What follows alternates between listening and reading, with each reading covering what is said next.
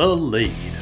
Sponsored by Lavish Boutique, Lavish Coffee, Jasper Veterinary Clinic, Jasper Bone and Joint, and Carl Cannon Chevrolet Buick GMC. Good afternoon, ladies and gentlemen. This is Greg Tinker for The Lead, and we have as our special guest today Garrett Kirkland, the head boys basketball coach at Carbon Hill High School. Garrett, welcome. Thank you. Thanks for having me here. I've watched several episodes along the way, so I've enjoyed each one and really appreciate what y'all are doing, with the show. Thanks so much. We're having a blast doing it, and just love to give exposure to those who have poured into the lives of students and athletes across the years, or maybe doing that currently. And since you're a youngster, you've got a long time ahead of you to do that. So speaking of that, you're from Carbon Hill, grew up there, went to high school there, and now back there as the coach.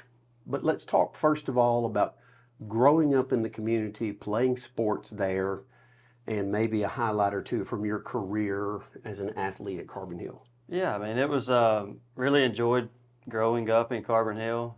Small town, like a lot of places around here, and really just a very active childhood. As far as it wasn't just basketball. We had a group of friends, and Carbon Hill, the town of Carbon Hill, I'm sure you drove by at least, and it's kind of a unique little setup with the downtown square blocks. It's just like one big neighborhood, really. Mm-hmm.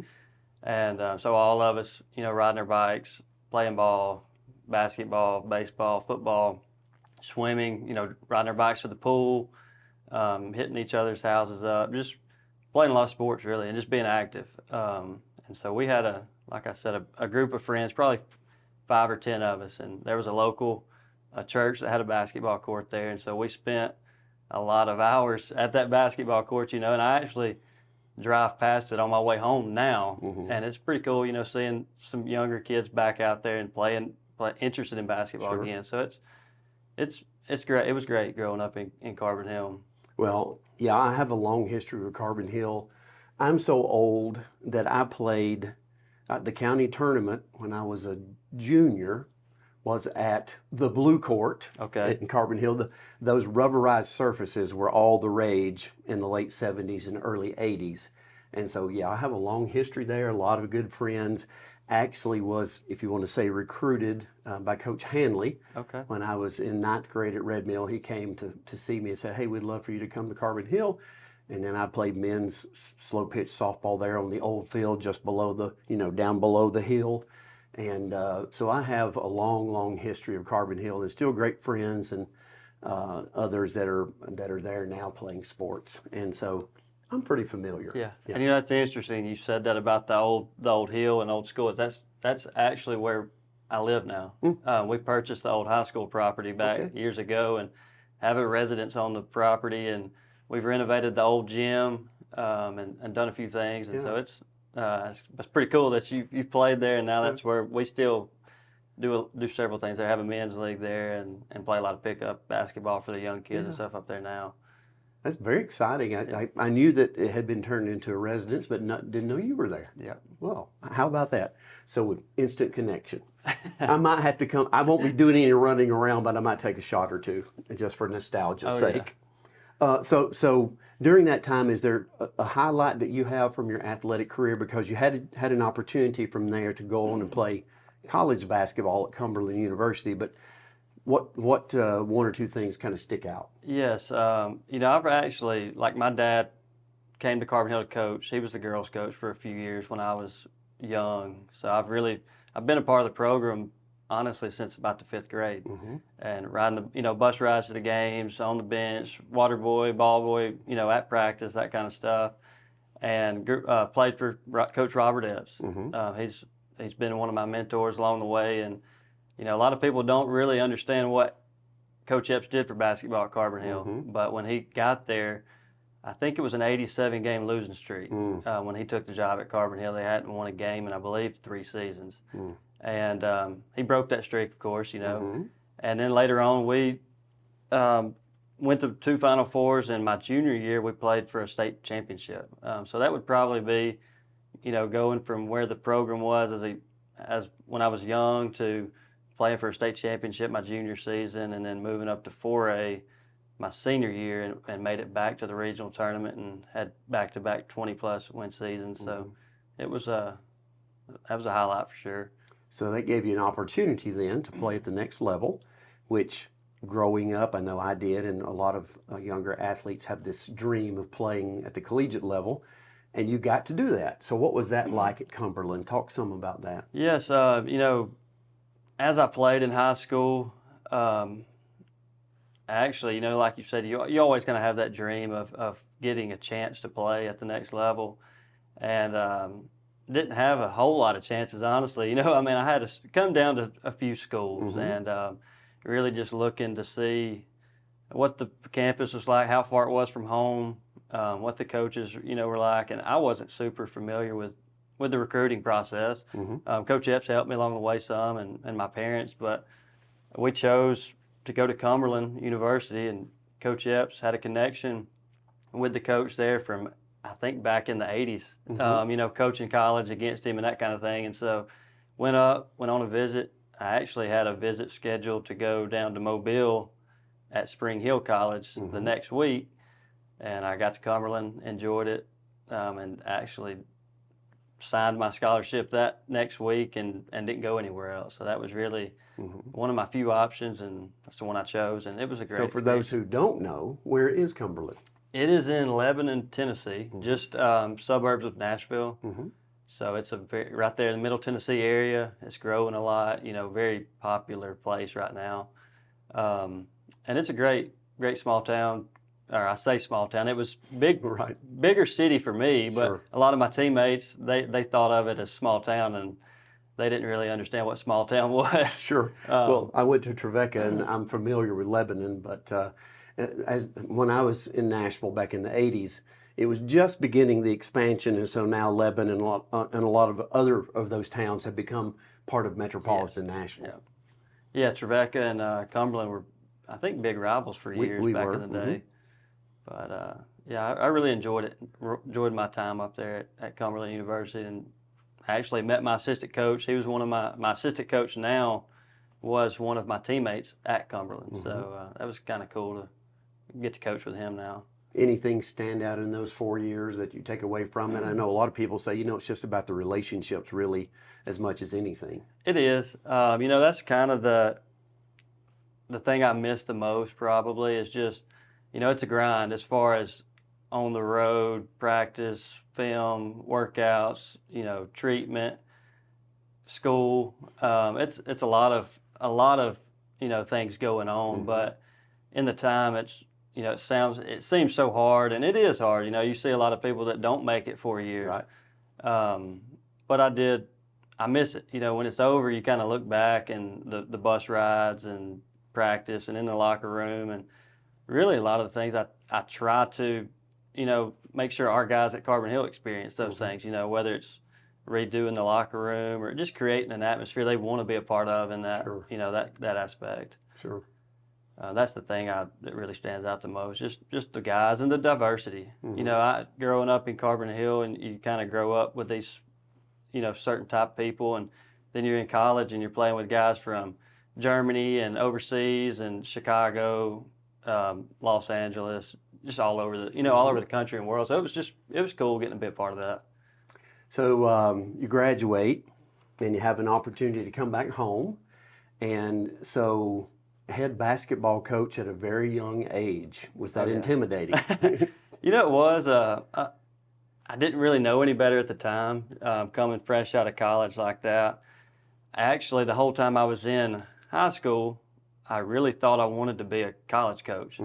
And as I, you know, lived that lifestyle for a few years and kind of saw what it was, I had a few chances to going to try to get a GA spot at a couple places, and then I got engaged to my wife, and so it was kind of lining up for me to move back home and start a family and those type things. And I really wasn't expecting to be the head coach that quick. You know, I was actually my principal now, Sage Beatty's assistant coach, my first year at Carbon Hill, and then he he got a administrative job at Curry High School, and I kind of slid in from there and probably got through to the fire a little bit. You know, I've Sure. learned a lot Sure. in 6 years, but I've enjoyed it, and it's been great to, you know, do it in my hometown. And I think there's a little bit more of a sense of pride, you know, when you do it at the school you played for. So I've enjoyed it. So you've been there long enough now, 6 years.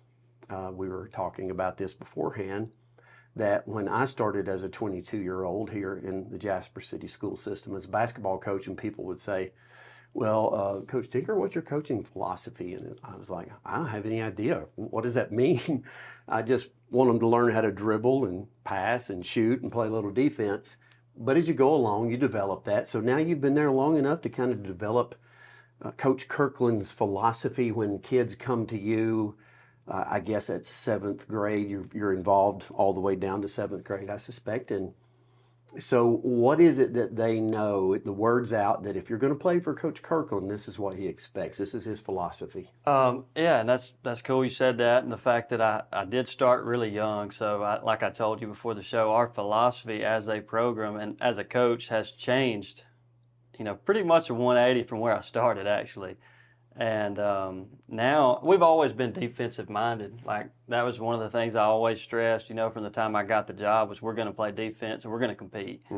And that was one of the things I had to do to play, you know, as a high school player and a college player, and even get a chance to be on the floor. You have to compete. And so that's always been one of the things we did. But my first few years, it was all really just a half-court, half-court man-to-man defense, kind of very similar like what Virginia does now, the pack line, half-court man-to-man defense. And, slowing it down, taking good shots on offense. If we had numbers, of course, we would take it. But we played a half-court style of basketball. And so then I started watching a lot of stuff that Coach Bucky McMillan was doing at Mountain Brook. And, of course, now he's at Sanford and been really successful at Sanford. And so he's been somebody I've really tried to, just model after. And I've been, just trying to pick up as much from him as I can along the way, and try to get over there as much as I can to watch him practice and play and everything like that. And so we kind of adopted a little bit of his style. And so it's a run and gun, fast pace, full court press, the whole entire game, playing about 10 or 11 guys, subbing every 2 to 3 minutes. And it's really, it's pretty chaotic, Honestly, people in the stands really don't even know if we know what we're doing. Right. But there's a scheme behind it. And it does look chaotic and looks crazy, but the guys are really competing, fast-paced, diving on the floor for loose balls, playing with a lot of passion and just energy. And like you said, at Carbon Hill, it's a smaller school. We're 3A. And so, we know our coaching staff from middle school to high school, JV, everybody, like, we already have relationships with the kids in first grade. First grade, like, we can tell you who plays on the first grade team, who plays on the 5th and 6th grade team, 7th and 8th grade team. It's unique experience getting to be a part of the kids' lives from the time they're in kindergarten or first grade. Well, I can attest to Bucky McMillan's success at Mountain Brook this way. When I was doing 7th and 8th grade boys basketball at Maddox, and we would go over to Sanford in the summer to their camp, we played Mountain Brook, and their 7th grade kids could shoot the lights out. Oh, yeah. And they ran that system, and I was like, these are 7th graders. So it just so happened that the coach there was someone that I had taught, and he said, oh yeah, he said, Coach McMillan has, he's been down all the way and install the system. We all know what it is. We're all running it. So when those kids move up, it's that they know. And being Mountain Brook, each of them could afford a personal trainer to shooting and all that kind of stuff, that some of us don't have the luxury to do. Exactly. But I'm saying by that, that's a great system to adopt, because if you look at his success and you think, well, some people might say, well, that won't transfer to the collegiate level. But yes, it has. It has. And they were one basket away from upsetting Kansas, right? Yes. And maybe on that call, who knows if the call goes the other way, they do upset them. All of that aside. So what have you found to be best about that? Is it that you get greater buy-in from the kids because they know 10 or 11 guys are going to play, and when they play their 3 minutes, it's full out, and so they're not sitting over there for 6 or 7 minutes of the period, and you get to play 1 minute and then come back out. You're going to get you get more buy-in when kids are playing more, right? You do. You definitely get a more buy-in aspect when the kids, like you said, they know they're going to get a chance to go in the game, and everybody kind of learns their role, and that's very important in sports. You've coached, you know how it goes. Mm-hmm. It's really everybody has to do their job, and if one person doesn't do their job, then of course it's going to negatively affect the team. And, we tell our guys, it's kind of funny, but we tell them, look, guys, you're going to only play about 2 or 3 minutes at a time regardless. So do it going as hard as you can, and then you're probably going to get to go back in the game, But if you get taken out of the game for not going 100%, you may not get all those same chances later on. But it's easier to get kids to buy in when you are playing 10 or 11 guys. And it's just a fun style to watch. Mm-hmm. It's a fun style to be a part of. Our fan base really, really loves it. I mean, we don't really have a game that's not packed out. Mm-hmm. And that's not many people around here can say that, True. And it doesn't matter who we're playing, whether it's an area game, a playoff game, our stands are going to be packed out, and people are going to be excited to watch Carbon Hill basketball. And it's cool just seeing the kids in the first, second grade coming to the games and feeling like, looking up to our guys Mm-hmm. and asking, Coach, are we going to be, having the lights on and everything? Are we going to have the jump? Our picture's going to be on the Jumbotron, when we get up here and that kind of thing. And it does just create a sense of pride from a young age. And I think if you miss out on those windows, it's kind of hard to, recreate or build that back if you're trying to get kids to buy in at an older age. I think sometimes we get into the habit of wanting to be something we're not, and not be satisfied with being a 2A or a 3A or whatever else. But, I did it long enough to know and to see that I love a smaller community like Carbon Hill, like Oakland, let's say, or Lynn, where the whole community, when the game's on, everybody knows and everybody's there. And like you said, you got first graders intensely interested in what's going on because they have this expectation that that's going to be me at some point. And the older guys love having the kids there so that they can put their arm around them and talk to them and kind of mentor them. I just think that's a wonderful thing, and especially if you can cap it off with a ham and cheese, right? Oh yeah, yeah, that always After everything's makes it better. over. So what a wonderful thing that you've adopted as a philosophy, because you grew up there, you're there now, and hopefully you'll be there for a long time. But to say we want this to be for the whole community, not just for a select group of guys who may be happening to play varsity basketball at that time. Yeah, I mean, and it's like my wife, she does a really good job at getting the whole student body involved, and our student section will be packed out. And of course, I have a lot of relationships with people in the community, so they come to support me and the team, Mm-hmm. And but one thing I have realized is it takes a lot of people, to run a good program. Mm-hmm. And that's where, like, I've been really fortunate to have Coach Telvin Wilkerson, one of my former teammates, come back. He's from Memphis, lives in Carbon Hill as a part of the community. The community loves him, super hard worker. And then Daniel Woodard, also one of my assistant coaches, who was a former teammate in high school. And then another friend of mine, Cody Heathcott, coaches the middle school team. He runs our same system and also runs a AAU team out of Carbon Hill for our younger kids. Mm-hmm. That's already started implementing some of those principles. And it honestly, there's probably 20 to 30 people that are super invested in our program.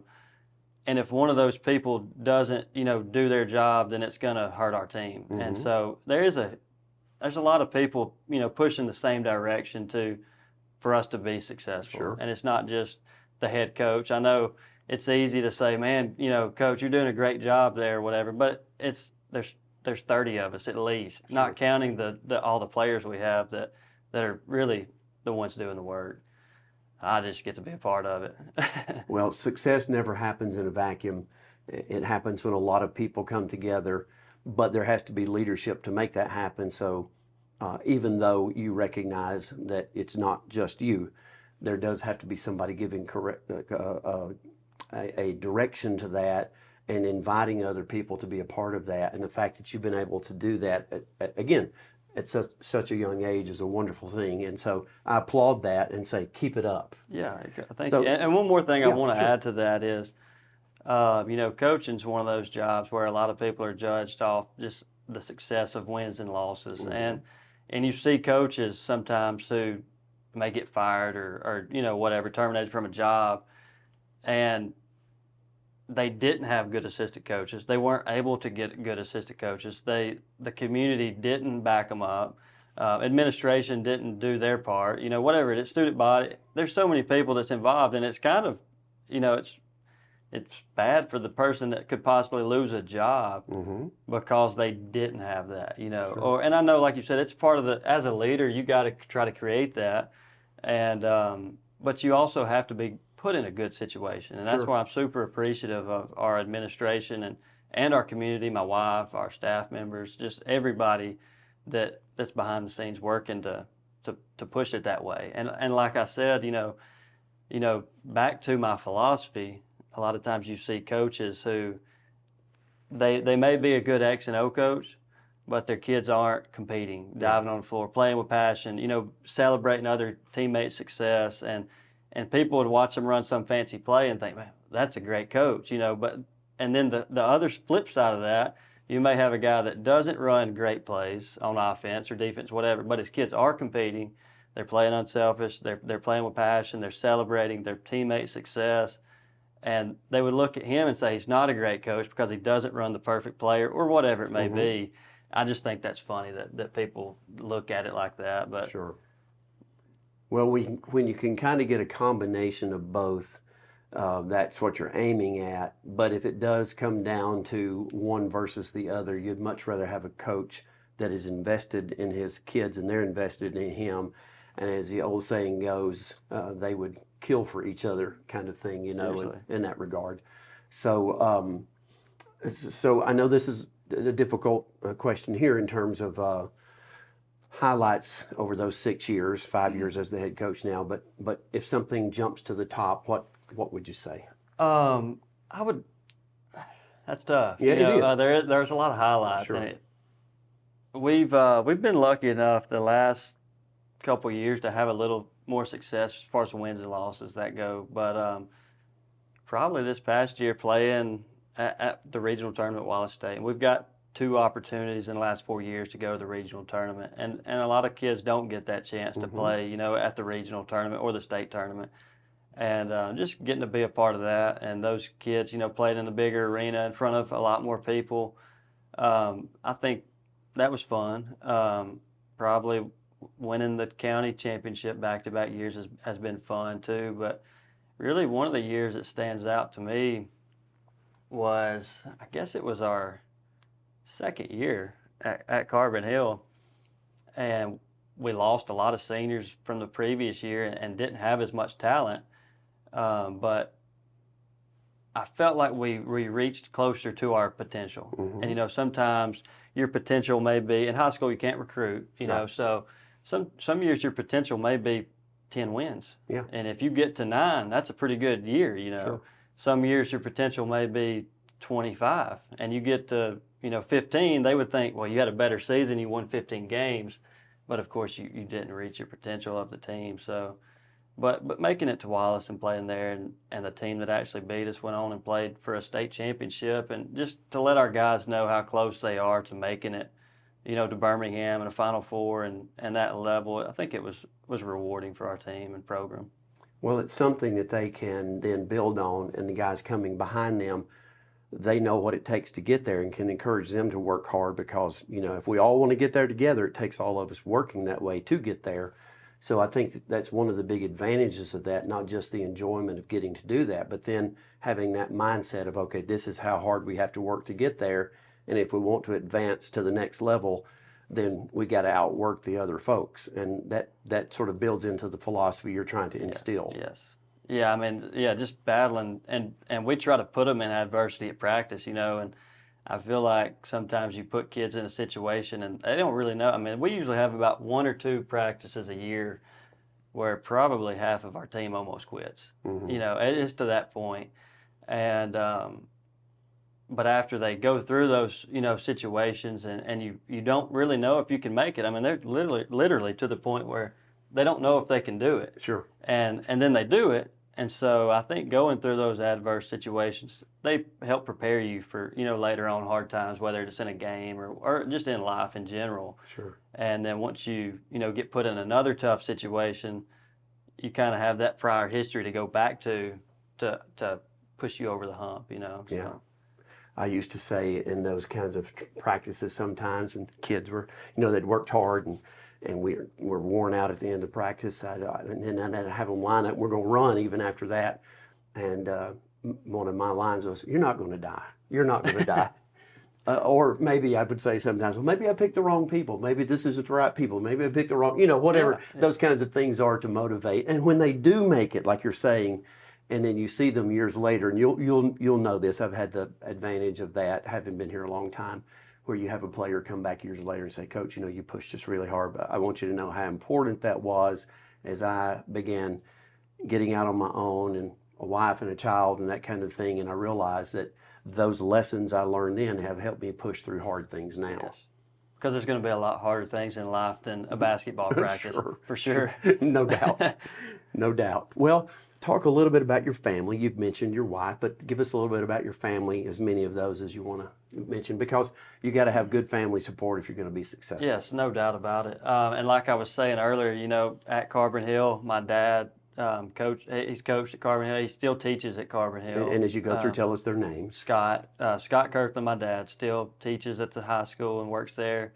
My sister, Leslie Burrow, she's the counselor at the high school, so she works there. And then my wife, Jessica, works at the high school as well, too. So it's, you know, we got a lot of family there. And that's like I was saying earlier, a lot of the people that work at Carbon Hill are alumni from Carbon Hill.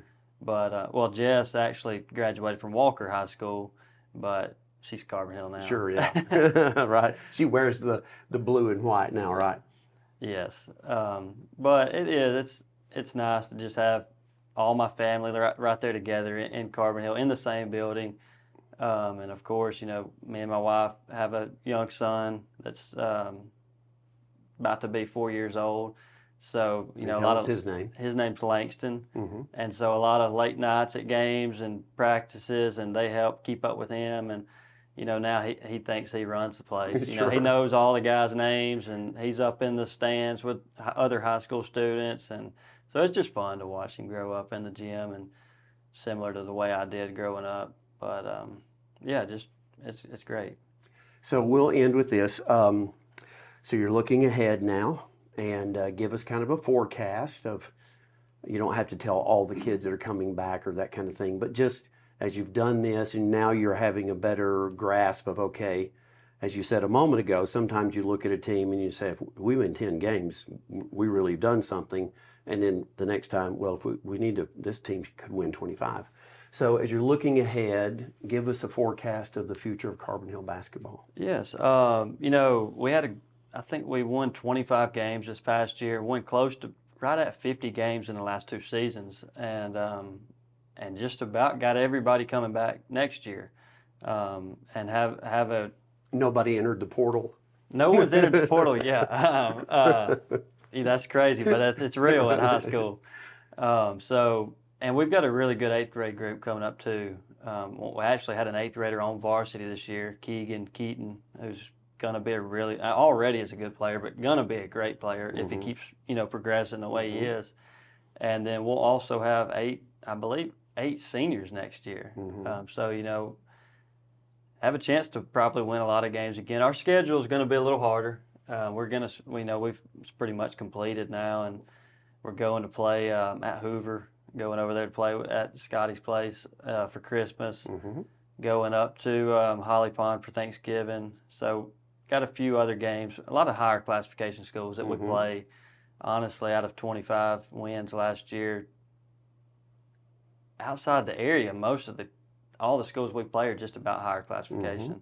And I think it does help us, you know, down the Absolutely. road, playing those Sure. bigger schools with just, they have more depth, you know, most of the time. Hmm. I think our first five can compete with some bigger schools, Hmm. but you just don't have all the depth that some of the bigger schools have. But yeah, you're really expecting to hopefully have another great year. And like I said, I'm not going to judge it strictly off wins and losses, but hopefully we're peaking at the right time and prepared to make a run next year, and hopefully a Final Four. You know. Sure. Well, you already mentioned that you're working your way down to the, to the 7th and 8th grade level, and even into the younger grades and the AAU ball. And so what you're doing is you're building for the future so that you don't have to just kind of all of the sudden build another team. You've got kids coming, as you mentioned, an 8th grader who's, I guess, a 9th grader now. Yes. after the school year ends. And that is the key to success, as I mentioned earlier with Mountain Brook. You don't win state championships, or you're not successful if you don't work hard at doing those things, because then you're not getting a kid in, let's say, 10th or 11th grade who has to be retaught everything. Exactly. Yeah, like you said, it is nice the fact that now the state, you know, it didn't used to be this way. Even when I played, like you could only have up to the 3 players from your high school team on your AU or travel team. And so now that's no longer a rule. You can have your whole team play together in the off season. I just can't coach them.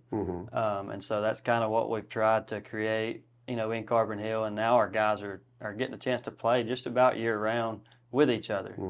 And started building teams all the way down to, you know, first and second grade. Sure. And I got a nephew that's in the first grade. Our middle school coach has a son that's in the first grade. So, you know, it gives them something to look forward to and a reason to reinvest back into the program. And so they're at every game. You know, everybody talks about how it's a family, and it is a family in Carbon Hill, but it's not just a cliche saying. I mean, honestly, after we play a home game, it's not out of the ordinary for us to be there in the gym until 1 or 2 o'clock in the morning, just with a bunch of families that are associated with Carbon Hill and the school. And the kids are running around playing, you know, shooting and envisioning theirself, you know, playing in high school one day. And it's just it's really cool. I don't think many people have what we have. Sure. And I'm not saying that to brag. I'm just saying it as being fortunate. Sure. Like, I don't think many people have what we got as far as just that family buy-in in Carbon Hill. And people take pride in wanting to play basketball at Carbon Hill. Absolutely. And so just fortunate to be a part of it. Got to play for some really good teams at Carbon Hill. And then hopefully get to be a part of coaching some more good teams at Carbon Hill. Yeah. Well, we're asking everybody, Coach Kirkland, to sign the lead poster behind you. So if you'll do that for us, it's the honor of that.